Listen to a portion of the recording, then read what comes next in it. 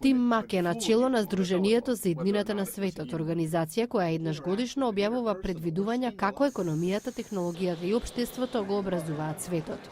Вели светла точка во прогнозата за 2011 е медицината. Изненаден сум од енормниот развој на медицинската технологија. Нанотехнологијата, биотехнологијата и информационата технологија заедно креираат нови начини за помош на пациентите. Нови начини на давање лекарска нега, нови начини на внатрешно дијагностицирање без оперативен зафат.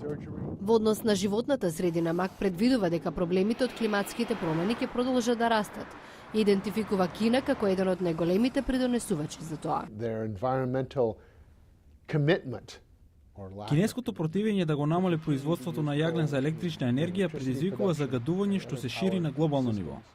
Па сепак Мак наведува дека доаѓа нова генерација кинези кои се обидуваат да ја променат државната политика кон животната средина. За економијата Мак смета дека иако економската криза во САД довела до промена на начинот на водење на бизнис, иднината и натаму е неизвестна. Компаниите ги укинуваат вообичаените пензиски и здравствени придонеси, вели Мак, и неизвестно е дали воопшто ќе ги вратат.